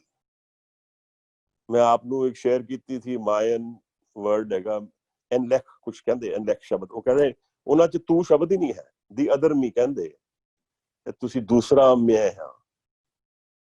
ਤਾਂ ਇਹ ਸਮਝਣਾ ਇਹਨੂੰ ਜ਼ਰੂਰੀ ਆ ਜਾਂਦਾ ਹੈ ਕਿ ਜਦੋਂ ਕੋਈ ਧਰਮ ਦੂਸਰੇ ਧਰਮ ਦਾ ਨਾਸ ਕਰਦਾ ਹੈ ਤਾਂ ਉਹ ਆਪਣਾ ਵੀ ਨਾਸ ਹੀ ਕਰੀ ਜਾਂਦਾ ਵਿੱਚੇ ਹੀ, ਉਹਨੂੰ ਇਹ ਸਮਝ ਨਹੀਂ ਹੈ। ਇਹ ਉਸ ਤਰ੍ਹਾਂ ਦੀ ਕੋਈ ਗੱਲ ਹੈ ਕਿ ਜਦੋਂ ਮੈਂ ਕਿਸੇ ਨੂੰ ਮਾਰਦਾ ਵਾਂ ਜ਼ੋਰ ਔਰ ਜ਼ਬਰ ਨਾਲ, ਤਾਂ ਮੈਂ ਜਿਸ ਟਹਿਣੀ ਵਿੱਚ ਪੇੜ ਦੀ ਬੈਠਾ ਉਸ ਨੂੰ ਕੱਟਦਾ ਪਿਆ, ਕਿਉਂਕਿ ਇਹਦੇ 'ਚ ਭੇਦ ਹੈ ਹੀ ਨਹੀਂ। ਮੇਰਾ ਔਰ ਤੇਰਾ ਤੇ ਦਿਖਣ ਵਿੱਚ ਹੈ, ਇਹ ਤੇ ਸਭ ਹੰਕਾਰ ਦੀ ਖੇਡ ਹੈ ਸਸਟੇਨੇਬਿਲਿਟੀ ਵਾਸਤੇ, ਸ੍ਰਿਸ਼ਟੀ ਨੂੰ ਚਲਾਉਣ ਵਾਸਤੇ। ਐਸੇ ਕਰਕੇ ਭਾਈ ਮੀਆਂ ਮੀਰ, ਸਾਈਂ ਮੀਆਂ ਮੀਰ ਮਹਾਰਾਜ ਨੇ ਪ੍ਰਗਟ ਸਾਡੇ ਨਾਲ ਰੱਖੇ। ਧਰਮ ਦਾ ਕੋਈ ਜਿਸ ਨੇ ਪਾ ਲਿਆ ਇੱਥੇ ਗੱਲ ਉਹ ਹੈ ਕਿ ਜਿਸ ਨੇ ਪਾ ਲਿਆ, ਜਿਸ ਨੂੰ ਗੁਰਪ੍ਰਸਾਦ ਦੇ ਦਰਸ਼ਨ ਹੋ ਗਏ, ਜਿਸ ਨੂੰ ਪ੍ਰਗਟ ਹੋ ਗਿਆ, ਜਿਸ ਨੇ ਸਦਾ ਕਮਾ ਲਿਆ। ਫਿਰ ਅਸੀਂ ਇਹ ਵਰਡ ਯੂਜ਼ ਕਰਦੇ ਆ ਬਾਣੀ ਵਿੱਚ, ਸੰਤ ਸ਼ਬਦ ਆਉਂਦਾ ਹੈ, ਜਿਹਨੇ ਅੰਤ ਨੂੰ ਸੰਭਾਲ ਲਿਆ, ਕਾਲ ਰਹਿਤ ਹੋ ਗਿਆ। ਇੱਥੇ ਮੈਟਰ ਕਰਦਾ ਭਾਵ, ਇਹ ਪੈ ਦਾ ਸ਼ਬਦ ਮੈਟਰ ਕਰਦਾ ਇੱਥੇ। ਜਦੋਂ ਮੌਤ ਔਰ ਪੈ ਇੱਕੋ ਹੋ ਜਾਣ, ਪੈ ਨੇ ਆਪਣਾ ਰੂਪ ਭਾਵਨਾ ਬਣਾ ਲਿਆ, ਪ੍ਰੇਮ ਬਣਾ ਲਿਆ। ਮਹਾਰਾਜ ਸਾਨੂੰ ਬਾਣੀ ਸਮਝਾਉਂਦੇ ਹੈ ਕਿ ਨਾਮ ਵਿੱਚ ਸ਼ਰਨ ਲਓ ਨਾਮ ਦੀ। ਅਗਰ ਮੌਤ ਤੋਂ ਡਰ ਲੱਗਦਾ ਹੈ, ਸਭ ਤੋਂ ਪਹਿਲਾਂ ਤਾਂ ਮੌਤ ਦੀ ਐਕਸੈਪਟੈਂਸ ਹੈ। ਕੋਈ ਸਾਧੂ ਕੋਲ ਗਿਆ, ਉਸਨੇ ਕਿਹਾ ਜੀ ਮੈਨੂੰ ਬੜਾ ਡਰ ਲੱਗਦਾ ਮੌਤ ਤੋਂ। ਉਸਨੇ ਕਿਹਾ ਭਾਈ ਏਦਾਂ ਕਰ, ਤੂੰ ਸ਼ਮਸ਼ਾਨ ਘਾਟ ਜਾ 1 ਮਹੀਨਾ, 1 ਮਹੀਨਾ ਉੱਥੇ ਖਲੋ ਔਰ ਸਭ ਅਬਜ਼ਰਵ ਕਰ। ਤੈਨੂੰ ਕੁਝ ਕਿਸੇ ਨੂੰ ਲੈਕਚਰ ਦੇਣ ਦੀ ਲੋੜ ਨਹੀਂ, ਕਿਸੇ ਨਾਲ ਗੱਲ ਕਰਨ ਦੀ ਲੋੜ ਨਹੀਂ, ਤੂੰ ਸਿਰਫ ਅਬਜ਼ਰਵ ਕਰਨਾ ਹੈ। ਸਵੇਰ ਤੋਂ ਲੈ ਕੇ ਸ਼ਾਮ 8 ਘੰਟੇ ਦੀ ਡਿਊਟੀ ਹੈ। 1 ਮਹੀਨਾ ਪੂਰਾ ਤੂੰ ਸ਼ਮਸ਼ਾਨ ਘਾਟ ਬੈਠ, ਉਸ ਤੋਂ ਬਾਅਦ ਆਈ। ਉਹ ਬੜਾ ਅਜੀਬ ਲੱਗਿਆ, ਮੈਨੂੰ ਸ਼ਮਸ਼ਾਨ ਘਾਟ ਬਿਠਾਤਾ। ਉਹ ਬੈਠਾ 1 ਦਿਨ ਤੇ ਉਹਨੇ ਦੇਖਿਆ ਰੌਲਾ ਪੈ ਰਿਹਾ ਹੈ, ਲੋਕ ਰੋ ਰਹੇ ਨੇ, ਕੁਰਲਾਪ ਰਹੇ ਨੇ। ਉਸਨੇ ਪੁੱਛਣਾ ਵੀ ਥੋੜਾ ਸ਼ੁਰੂ ਕਰਤਾ, ਕੌਣ ਹੈ, ਕੋਈ ਅਮੀਰ ਹੈ, ਕੋਈ ਗਰੀਬ ਹੈ, ਕੋਈ ਛੋਟਾ ਹੈ, ਕੋਈ ਵੱਡਾ ਹੈ।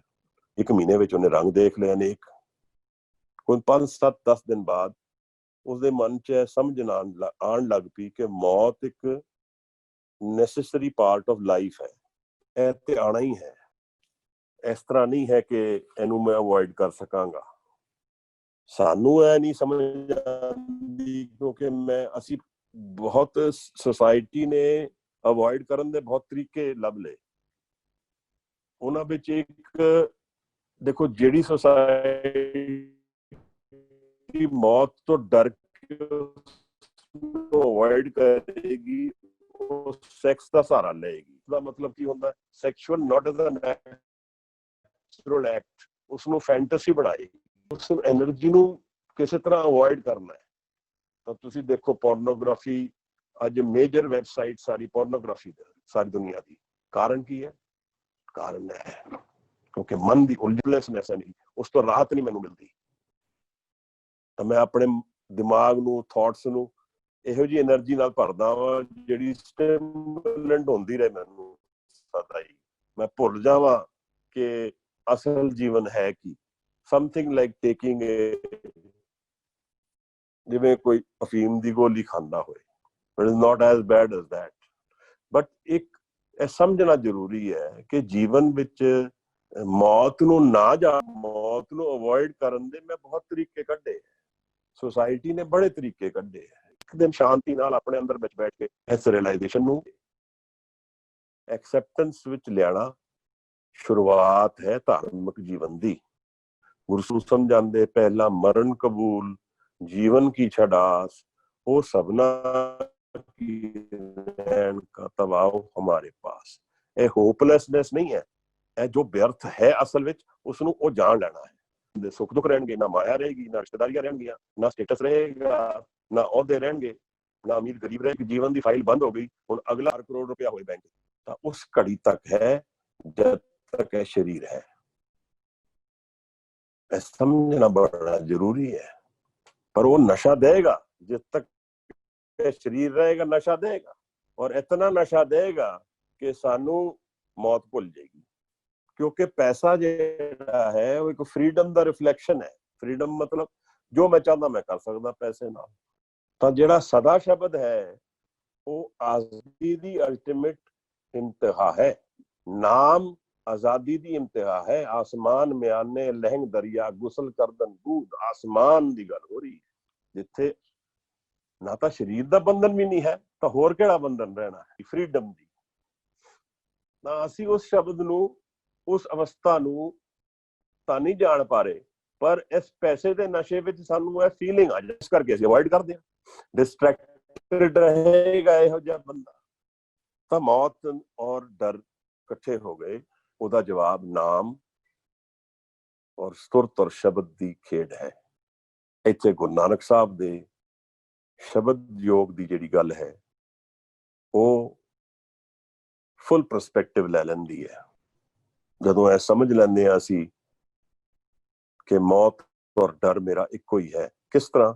ਕਿਉਂਕਿ ਹਰ ਜ਼ਿੰਦਗੀ ਦਾ ਲਾਸ ਜਿਹੜਾ ਹੈ ਉਹ ਮੌਤ ਦੀ ਰਿਫਲੈਕਸ਼ਨ ਹੈ।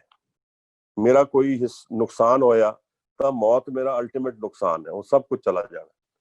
ਮੇਰਾ ਕੋਈ ਰਿਸ਼ਤੇਦਾਰ ਗਿਆ ਤਾਂ ਮੇਰਾ ਇੱਕ ਹਿੱਸਾ ਆਫ ਆਈਡੈਂਟੀਟੀ ਜਿਹੜਾ ਹੈ ਉਹ ਮਰ ਗਿਆ।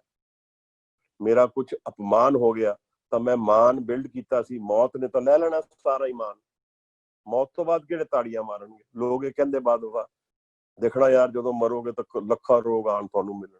ਕਾਹਦੇ ਤੋਂ? ਸਰੀਰ ਤੁਹਾਡਾ ਰਹਿਣਾ ਨਹੀਂ। ਤੁਸੀਂ ਸ਼ਮਸ਼ਾਨ ਘਾਟ ਦੇ ਲੱਖਾਂ ਇਕੱਠੇ ਵੀ ਹੋ ਗਏ ਤਾਂ ਤੁਹਾਡਾ ਕੀ ਉਹਦੇ ਚ ਹੋਣਾ? ਇਹ ਤੇ ਸਾਰੇ ਬੇਵਕੂਫ ਬਣਾਉਣ ਵਾਲੇ ਕੰਮ ਨੇ ਆਪਣੇ ਆਪ ਨੂੰ। ਇੱਥੇ ਤੱਤ ਸਿਰਫ ਨਾਮ ਔਰ ਸ਼ਬਦ ਹੈ। ਤਾਂ ਮਹਾਰਾਜ ਸਾਨੂੰ ਸਮਝਾਉਂਦੇ ਆ ਕਿ ਭਾਈ ਨਿਰਭਉ ਵਿੱਚ ਜਿਹੜੀ ਅਵਸਥਾ ਵਿੱਚ ਜਾਓਗੇ ਜਾਂ ਤਾਂ ਹੀ ਨਿਰੰਕਾਰ ਨੂੰ ਪ੍ਰਾਪਤ ਕਰ ਪਾਓਗੇ। ਔਰ ਉਹ ਕਿਵੇਂ ਜਾਵਾਂਗੇ? ਜਦੋਂ ਪ੍ਰੇਮ ਸਾਡੇ ਤੇ ਹਾਵੀ ਹੋਏਗਾ, ਨਾਮ ਸਾਡੇ ਨਾਲ ਚੱਲੇਗਾ। ਇੱਥੇ ਸੰਗਤ ਦਾ ਫੈਕਟਰ ਆ ਜਾਂਦਾ ਹੈ, ਸ਼ਬਦ ਆ ਜਾਂਦਾ ਹੈ, ਕੀਰਤਨ ਆ ਜਾਂਦਾ ਹੈ। ਇਹ ਸਾਰੇ ਟੂਲਸ ਜਿਹੜੇ ਨੇ ਇਹ ਸਭ ਵਰਤਨੇ ਨੇ ਅਸੀਂ। ਇੱਥੇ ਹੁਣ ਇੱਕ ਬਹੁਤ ਇੰਟਰਸਟਿੰਗ ਐਸਪੈਕਟ ਸਿੱਖੀ ਜੀਵਨ ਦਾ ਵੀ ਆ ਜਾਂਦਾ ਹੈ, ਜਿੱਥੇ ਅਸੀਂ ਸ਼ਹੀਦ ਵਰਤਦੇ ਹਾਂ ਸ਼ਬਦ। ਗੁਰੂ ਅਰਜਨ ਸਾਹਿਬ ਦੀ ਪਰਸੋਂ ਸ਼ਹਾਦਤ ਦਿਵਸ ਸੀ। ਮਹਾਰਾਜ ਸ਼ਹੀਦਾਂ ਦਾ ਸਰਤਾਜ ਅਸੀਂ ਕਹਿੰਦੇ ਹਾਂ। ਇਹ ਕੀ ਹੈ ਫਿਰ ਸ਼ਹੀਦ? ਦਰਅਸਲ ਸਾਹਿਬ ਜੀ, ਜੋ ਜਿਸਨੇ ਡਰ ਨੂੰ ਫਤਿਹ ਕਰ ਲਿਆ, ਜਿਸਨੇ ਮੌਤ ਦੇ ਡਰ ਨੂੰ ਫਤਿਹ ਕਰ ਲਿਆ, ਉਹ ਸ਼ਹੀਦ ਹੈ। ਉਹ ਸਦਾ ਲਈ ਹੈ। ਸ਼ਹੀਦ ਸ਼ਬਦ ਦਾ ਅਸਲ ਮੀਨਿੰਗ ਆਉਂਦਾ ਵਿਟਨੈਸ। ਤਾਂ ਉਹ ਮੌਤ ਦਾ ਵਿਟਨੈਸ ਹੈ। ਉਹ ਮੌਤ ਵਿੱਚ ਹਾਜ਼ਰ ਨਹੀਂ ਹੈ। ਆਏਗੀ ਔਰ ਜਾਏਗੀ ਪਰ ਉਹਦਾ ਕੁਝ ਨਹੀਂ ਵਿਗਾੜੇਗੀ। ਉਹ ਨਹੀਂ ਵਿਗੜ ਸਕਦਾ ਉਹਦਾ ਕੁਝ ਵੀ, ਕਿਉਂਕਿ ਮੌਤ ਔਰ ਡਰ ਦੋਨਾਂ ਨੂੰ ਫਤਿਹ ਕਰ ਲਿਆ। ਜਦੋਂ ਮੌਤ ਮੈਨੂੰ ਡਰਾਣਾ ਹਟਾ ਦੇਗੀ, ਇਹਦੇ ਹੋਰ ਵੀ ਐਸਪੈਕਟਸ ਹੈਗੇ ਆ। ਈਗੋ ਦੇ ਅੰਦਰ ਵੀ ਲੋਕ ਮੌਤ ਨੂੰ ਭੁੱਲ ਜਾਂਦੇ ਆ, ਉਹ ਫਿਰ ਦੂਸਰਿਆਂ ਨੂੰ ਡਰਾਉਂਦੇ ਆ। ਉੱਥੇ ਵੀ ਗੁਰੂ ਸਾਹਿਬ ਨੇ ਇੱਕ ਡਾਇਮੈਂਸ਼ਨ ਖੋਲੀ ਹੈ ਕਿ ਜੋ ਲੋਕ ਮੌਤ ਦੀ ਡਰ ਦੀ ਕਰੰਸੀ ਵਿੱਚ ਫੇਥ ਰੱਖਦੇ ਆ, ਉਹ ਗੁਰਮਤ ਨਹੀਂ ਹੈ। ਕਿਉਂਕਿ ਉੱਥੇ ਦਾ ਡਰ ਹਾਜ਼ਰ ਹੈ ਕਿ ਭੈ ਕਾਹੂ ਕੋ ਦੇਤ ਨੈ ਪੈਮਾਨ ਤਾਨ। ਮੇਰਾ ਡਰ ਨਾਲ ਕੋਈ ਵਾਸਤਾ ਨਹੀਂ ਹੈ। ਮੈਂ ਕਿਸੇ ਨੂੰ ਡਰਾਉਂਦਾ ਨਹੀਂ, ਨਾ ਡਰਦਾ ਕਿਸੇ ਨੂੰ। ਇਹ ਕਰੰਸੀ ਮੇਰੇ ਨਾਲ ਵਾਹ ਨਹੀਂ ਰੱਖਦੀ। ਕਿਉਂਕਿ ਅਗਰ ਮੈਂ ਡਰਾਂਦਾ ਹਾਂ ਤਾਂ ਇਹਦਾ ਮਤਲਬ ਮੈਂ ਡਰਾਂਗਾ ਵੀ ਨਹੀਂ, ਤੇ ਮੈਂ ਡਰਾਵਾਂਗਾ ਵੀ ਨਹੀਂ ਕਦੇ। ਆਪ ਸਮਝ ਰਹੇ ਹੋ ਗੱਲ ਨੂੰ, ਇਸ ਨੂੰ? ਕਿਉਂਕਿ ਮੈਂ ਡਰ ਨੂੰ ਜਾਣਦਾ ਹੀ ਨਹੀਂ ਹਾਂ। ਮੈਂ ਡਰ ਦੇ ਸੱਤ ਨੂੰ ਜਾਣਦਾ ਹੀ ਨਹੀਂ ਹਾਂ। ਮੈਂ ਡਰ ਇਮੋਸ਼ਨ ਨੂੰ ਹੀ ਨਹੀਂ ਜਾਣਦਾ, ਤਾਂ ਮੈਂ ਕਿਉਂ ਡਰਾਵਾਂਗਾ ਕਿਸੇ ਨੂੰ? ਹਾਂ, I can use it as a tool ਕਿ ਮੈਂ ਕੋਈ ਕੰਮ ਕਰ ਰਿਹਾ, ਉਹਦੇ ਵਿੱਚ ਮੈਂ ਫੀਅਰ ਨੂੰ ਐਜ਼ ਅ ਟੂਲ ਯੂਜ਼ ਕੀਤਾ, ਬਟ ਐਬਸੋਲੂਟ ਵਿੱਚ ਮੇਰੇ ਕੋਲ ਰਿਐਲਿਟੀ ਨਹੀਂ ਹੈ। ਦਰਅਸਲ ਮਹਾਰਾਜ ਕੇ ਨਾਮ ਦੀ ਅਵਸਥਾ ਵਿੱਚ ਬੈਠਣ ਔਰ ਸ਼ਬਦ ਵਿੱਚ ਲੀਨ ਹੋਣ ਲਈ ਕਿੰਨੀ ਦੇਰ ਲੱਗਦੀ ਹੈ ਇਨਸਾਨ ਨੂੰ? ਉਹਦੇ ਵਿੱਚ ਗੁੰਮ ਜਾਂਦਾ ਸਭ ਕੁਝ ਹੀ। ਨਾ ਕੋਈ ਡਰ ਰਹੇ, ਨਾ ਕੋਈ ਮੈਂ ਰਹੇ। ਜਿਨ੍ਹਾਂ ਕੋਲ ਇਹ ਅਭਿਆਸ ਹੈ, ਤਾਂ ਗੁਰੂ ਸਾਹਿਬ ਸਮਝਾਉਂਦੇ ਆ ਕਿ ਭਾਈ ਜੋ ਡਰਾ ਰਿਹਾ ਹੈ ਉਹ ਫੇਥ ਨਹੀਂ ਰੱਖਦਾ। ਉਹ ਕਰੰਸੀ ਫੇਥ ਹੈ, ਉਹ ਫੇਥ ਰੱਖਦਾ ਹੈ ਡਰ ਤੇ ਹੀ। ਔਰ ਜੋ ਡਰ ਰਿਹਾ ਹੈ ਉਹ ਵੀ ਉਹੀ ਕਰ ਰਿਹਾ। ਆਪ ਸਮਝ ਰਹੇ ਹੋ? ਕਿਸੇ ਨੇ ਮੈਨੂੰ ਡਰਾਇਆ, ਮੈਂ ਡਰ ਗਿਆ, ਇਹਦਾ ਮਤਲਬ ਮੈਂ ਡਰ 'ਚ ਫੇਥ ਰੱਖਦਾ, ਨਹੀਂ ਤੇ ਮੈਂ ਕਿਉਂ ਡਰਾਂਗਾ? ਗੁਰੂ ਅਰਜਨ ਸਾਹਿਬ ਨੂੰ ਕਿੰਨੀ ਵਾਰ ਡਰਾਇਆ? ਬੀਰਬਲ ਲਿਆ ਕੇ ਡਰਾਇਆ ਮਹਾਰਾਜ ਕਿ ਮੈਂ ਜਾ ਰਿਹਾ ਅਫਗਾਨਿਸਤਾਨ, ਮੈਂ ਵਾਪਸ ਆਵਾਂਗਾ, ਤਦ ਤੱਕ ਇਹ ਦਰਜ ਕਰਨਾ ਗੁਰੂ ਗ੍ਰੰਥ ਸਾਹਿਬ ਵਿੱਚ। ਉਹ ਥ੍ਰੈਟਨ ਕਰਕੇ ਗਿਆ। ਮਹਾਰਾਜ ਨੇ ਹੱਸ ਕੇ ਕਿਹਾ ਤੂੰ ਵਾਪਸ ਆਓਗੇ ਨਾ ਤਾਂ ਦੇਖਦੇ ਆ। ਉੱਥੇ ਹੀ ਮਰ ਗਿਆ। ਅਸੀਂ ਬੀਰਬਲ ਦੀ ਕਥਾਵਾਂ ਸੁਣਦੇ ਆ ਰੋਜ਼। ਮਤਲਬ ਕਹਿਣ ਦਾ ਮੇਰਾ ਭਾਵ ਹੈ ਨਾ ਮੈਂ ਡਰਾਂ ਨਾ ਡਰਾਂ। ਇਹ ਦੋਨੋਂ ਚੀਜ਼ਾਂ ਸਮਝ ਲਈਆਂ। ਮੈਂ ਡਰਾਣਾ ਤੇ ਹਟਾਤਾ, ਪਰ ਡਰਨਾ ਫਿਰ ਵੀ ਮੈਂ ਕਰ ਲਿਆ। I can observe fear, I can observe ਕਿ ਇਹ ਮੈਨੂੰ ਇਹ ਨੁਕਸਾਨ ਦੇ, ਉਸ ਤੋਂ ਮੈਂ ਅਵੇਅਰ ਹੋ ਜਾਵਾਂ, ਉਹਦੇ ਪ੍ਰੀਕਾਸ਼ਨ ਲੈ ਲਵਾਂ, ਪਰ ਮੈਂ ਡਰਾਂਗਾ ਨਹੀਂ। ਕਿਸੇ ਦੇ ਡਰਾਉਣ ਤੋਂ ਡਰਾਂਗਾ ਨਹੀਂ। ਨਾ ਮੈਂ ਡਰਾਵਾਂਗਾ ਨਾ ਮੈਂ ਡਰਾਂਗਾ, ਕਿਉਂਕਿ ਡਰ ਮੇਰੇ ਨਾਲ ਕੋਈ ਲੈ ਰੱਖਦੀ ਨਹੀਂ। ਮੈਂ ਕਨਵਰਟ ਕਰ ਲਾਂਗਾ ਉਹਨੂੰ ਪ੍ਰੇਮ ਵਿੱਚ, ਨਾਮ ਵਿੱਚ। ਕੋ ਗੁਰੂ ਅਰਜਨ ਸਾਹਿਬ ਦੇ ਜੀਵਨ ਦੀ ਕਥਾ ਹੈ ਵੀ ਹੈ। ਉਹ ਸੂਲੀ ਖਾਨ ਫੌਜ ਆ ਰਹੀ ਸੀ, ਉਹ ਪਾਂਬੜ ਚ ਭਰ ਕੇ ਮਰ ਗਿਆ। ਮਹਾਰਾਜ ਨੇ ਸ਼ਬਦ ਦਰਜ ਵੀ ਕੀਤਾ ਗੁਰੂ ਗ੍ਰੰਥ ਸਾਹਿਬ ਵਿੱਚ, ਸੂਲੀ ਤੇ ਨਾਰਾਇਣ ਰਾਖ। ਦੇਖੋ ਭਾਈ ਸਾਹਿਬ, ਗੱਲ ਕੀ ਹੈ ਕਿ ਇਹ ਜਿਹੜੇ ਸਾਡੇ ਗੁਰੂ ਸਾਹਿਬਾਨ ਦਾ ਆਣਾ ਜਾਣਾ ਹੈ, ਇਹ ਜਾਣਾ ਨਹੀਂ ਹੈ। ਇਹ ਆ ਗਏ ਨੇ, ਇਹਨਾਂ ਦਾ ਸ੍ਰਿਸ਼ਟੀ ਵਿੱਚ ਆਗਮਨ ਹੈ। ਇੱਥੇ ਇਹ ਜੁਗਤੀਆਂ ਸਾਰੀ ਹਾਜ਼ਰ ਨੇ। ਅਸੀਂ ਇਹਨਾਂ ਨੂੰ ਦੂਰ ਸਮਝਾਂਗੇ ਤੇ ਦੂਰ ਰਹਿਣਗੀਆਂ, ਅਸੀਂ ਇਹਨਾਂ ਨੂੰ ਨੇੜੇ ਸਮਝਾਂਗੇ ਤੇ ਨਾਲ ਚੱਲਣਗੀਆਂ। ਇਹ ਜੀਵਨ ਨੂੰ ਪਲਟਣਾ ਹੈ, ਉਸ ਅਧਿਆਤਮ ਦੇ ਸਿਖਰ ਤੇ ਚੜ੍ਹਨਾ ਹੈ ਜਿੱਥੇ ਕੋਈ ਕਹਿੰਦਾ ਜੀ ਮੈਂ ਜਿੱਤ ਕੇ ਆਇਆ ਜੀਵਨ ਤੋਂ। ਇਹੋ ਹੀ ਲੋਕ ਨੇ ਨਾ, ਇਹੋ ਹੀ ਸਿੱਖ ਨੇ ਜਿਹੜੇ ਬਿਨਾਂ ਡਰੇ ਨਾਮ ਦੇ ਵਿੱਚ ਲੀਨ, ਪ੍ਰੇਮ ਵਿੱਚ ਲੀਨ ਹੋ ਕੇ ਸਭ ਕੁਝ ਕੀਤਾ ਹੈ। ਰੰਗ ਰਹਤੇ ਗੁਰੂ ਕੇ ਬੇਟੇ, ਗਵਰਨਮੈਂਟ ਆਫ ਦਾ ਟਾਈਮ ਤੁਹਾਡੇ ਐਂਟੀ ਹੋਏ ਔਰ ਕਿਤਨੇ ਲੋਕ ਹਾਜ਼ਰ ਨੇ ਸੇਵਾ ਵਿੱਚ ਗੁਰੂ ਸਾਹਿਬ ਦੇ। ਇਹ ਦਿਖਾਉਂਦੀ ਕਰਾਮਾਤ, ਮੱਖਣ ਸ਼ਾਹ ਲੁਬਾਨਾ ਦੀ ਦਿਖਾਉਂਦੀ ਕਰਾਮਾਤ। ਪੈਸੇ ਵਾਲਾ ਜਾਨਣਾ ਡਰਦਾ ਹੈ ਨਾ ਜ਼ਿਆਦਾ, ਬਹੁਤ ਪੈਸੇ ਵਾਲਾ ਵੈਲਦੀ ਆਦਮੀ ਮੱਖਣ ਸ਼ਾਹ ਲੁਬਾਨਾ ਹਾਜ਼ਰ ਹੋ ਗਏ ਸੇਵਾ ਵਿੱਚ ਹਾਜ਼ਰ। ਇਹ ਨਿਸ਼ਾਨੀਆਂ ਨੇ ਕਿ ਇਹ ਜਿਹੜੇ ਗੁਰੂ ਦੀ ਦਰਸ਼ਨ ਨੇ ਇਹ ਨਿਰਾਕਾਰ ਦੇ ਹੁਕਮ ਨਾਲ ਹਾਜ਼ਰ ਨੇ। ਇਸੇ ਨੂੰ ਜਾਣਨਾ ਹੈ ਅਸੀਂ, ਤਾਂ ਅਸੀਂ ਅਗਰ ਇਹਨੂੰ ਜਾਣਾਂਗੇ ਤੇ ਗੁਰਦੁਆਰਿਆਂ ਨੂੰ ਵੀ ਹੋਰ ਤਰ੍ਹਾਂ ਦੇਖਣ ਲੱਗ ਪਾਵਾਂਗੇ। ਇਹ ਆਊਟਲੁੱਕ ਜੋ ਅਸੀਂ ਅੱਜ ਵਰਤੀ ਹੈ ਜੀਵਨ ਦੀ, ਅੱਜ ਉਹ ਦਿੱਲੀ ਦੇ ਹਾਲ ਹੋ ਗਏ, ਦੇਖੋ ਕਿਸ ਤਰ੍ਹਾਂ ਗੁਰਦੁਆਰੇ ਨੂੰ ਅਸੀਂ ਕੀ ਬਣਾ ਦਿੱਤਾ ਹੈ। ਨਾਮ ਜਿਹੜਾ ਹੈ ਉਹ ਸਾਨੂੰ ਫੇਅਰਲੈਸਨੈਸ ਵੱਲ, ਨਿਰਭਉ ਵੱਲ ਲਿਜਾਏਗਾ। ਇਹ ਅਵਸਥਾ ਸਾਨੂੰ ਮੂਲ ਮੰਤਰ ਵਿੱਚ ਮਹਾਰਾਜ ਆਦੇਸ਼ ਕਰਦੇ ਆ ਕਿ ਨਿਰਭਉ ਹੋਊਗੇ ਤਾਂ ਹੀ ਉੱਥੇ ਜਾ ਪਾਓਗੇ ਭਾਈ। ਉਹਦੇ ਨਾਲ ਤਾਂ ਕੋਈ ਭੈ ਦਾ ਲੈਣਾ ਦੇਣਾ ਨਹੀਂ ਹੈ। ਇਹ ਭੈ ਸਿਰਫ ਸਾਡੀ ਈਗੋ ਨਾਲ ਅਟੈਚਡ ਹੈ। ਇਹ ਇੱਥੇ ਅਸੀਂ ਵਰਤਣਾ ਹੈ ਕਿਉਂਕਿ ਈਗੋ ਨੂੰ ਡਰ ਚਾਹੀਦਾ ਹੈ ਟੂ ਸਰਵਾਈਵ। ਬਿਨਾਂ ਡਰ ਦੇ ਈਗੋ ਨਹੀਂ ਚੱਲੇਗੀ। ਜਿੱਥੇ ਡਰ ਗਿਰ ਗਿਆ ਉੱਥੇ ਈਗੋ ਵੀ ਗਈ, ਹੰਕਾਰ ਗਿਰ ਜਾਏਗਾ ਉਸੇ ਦਿਨ। ਡਰ ਨਾਲ ਤੇ ਚੱਲਦਾ ਸਾਰਾ ਹੰਕਾਰ। ਤਾਂ ਹੀ ਤਾਂ ਸਾਹਿਬ ਸਾਨੂੰ ਆਦੇਸ਼ ਕਰਦੇ ਆ, ਪੈ ਕਾਹੂ ਕੋ ਦੇਤਨਾ ਨਹਿ ਪੈਮਾਨਤਾਨ। ਹੁਣ ਇਹਦੇ ਜਿਤਨੇ ਵੀ ਤੁਸੀਂ ਵੈਸਟ ਦੇ ਵਿੱਚ ਪ੍ਰਚਾਰਕ ਲੱਭੋਗੇ ਉਹ ਤੁਹਾਨੂੰ ਹੰਕਾਰ ਦੇ ਅੰਦਰ ਦੇ ਡਰ ਦੀ ਗੱਲ ਕਰਨਗੇ ਸਾਡੇ ਨਾਲ। ਦੇਖੋ ਇਹ ਬੜੀ ਨਿਰਾਲੀ ਗੱਲ ਹੈ। ਹੰਕਾਰ ਦੇ ਪਰੇ ਦੀ ਗੱਲ ਨਹੀਂ ਕਰ ਪਾਉਣਗੇ ਕਿਉਂਕਿ ਉਹ ਅਵਸਥਾ ਉਹਨਾਂ ਦੇ ਮਨ 'ਚ ਹੈ ਹੀ ਨਹੀਂ। ਉਹ ਮਨ ਅਵਸਥਾ ਉਹ ਨਹੀਂ ਜਾਣ ਪਾਉਂਦੇ। ਉਹਦੇ ਮਨ ਦੇ ਅੰਦਰ ਦੇ ਹੀ ਹੰਕਾਰ ਨਾਲ, ਮਨ ਦੇ ਅੰਦਰ ਦੇ ਡਰ ਨਾਲ ਕਿਸ ਤਰ੍ਹਾਂ ਕੋਪ ਕਰਨਾ ਹੈ, ਉਹ ਵਿਧੀਆਂ ਸਾਡੇ ਨਾਲ ਸ਼ੇਅਰ ਕਰਨਗੇ। ਉਹਦਾ ਤਾਂ ਆਪਣਾ ਮੀਨਿੰਗ ਹੈ, ਉਹਨਾਂ ਦਾ ਆਪਣਾ ਇੰਪੋਰਟੈਂਸ ਹੈ, ਪਰ ਲਿਮਿਟਡ ਹੈ। ਇਹ ਅੱਜ ਦੇ ਸ਼ਬਦ ਨਿਰਭਉ ਅਸੀਂ ਵਿਚਾਰਿਆ। ਗੁਰੂ ਸਾਹਿਬ ਕਿਰਪਾ ਕਰਨ ਅਸੀਂ ਇਸ ਅਵਸਥਾ ਨੂੰ ਜਾਣ ਪਾਈਏ ਔਰ ਭੈ ਜੋ ਮੇਰੇ ਜੀਵਨ ਵਿੱਚ ਆਉਂਦਾ ਹੈ ਉਹਦੇ ਮੈਂ ਦਰਸ਼ਨ ਕਰਕੇ ਉਸਨੂੰ ਆਪਣੀ ਜਗ੍ਹਾ ਤੇ ਰੱਖਾਂ, ਉਹ ਮੇਰਾ ਕੰਟਰੋਲ ਨਾ ਕਰ ਸਕੇ। ਮਨ ਜੀਤੇ ਜਗ ਜੀਤ ਦੀ ਵਿਧੀ ਇੱਥੋਂ ਆਉਂਦੀ ਹੈ। ਤਾਂ ਅੱਜ ਦੇ ਵਿਚਾਰ ਬਾਰਾ ਜਿੱਥੇ ਮੈਂ ਖਤਮ ਕਰਦਾ ਵਾਂ, ਆਪ ਨੂੰ ਭੁੱਲਾਂ ਚੁੱਕਾਂ ਦੀ ਮਾਫੀ ਮੰਗਦਾ ਹਾਂ।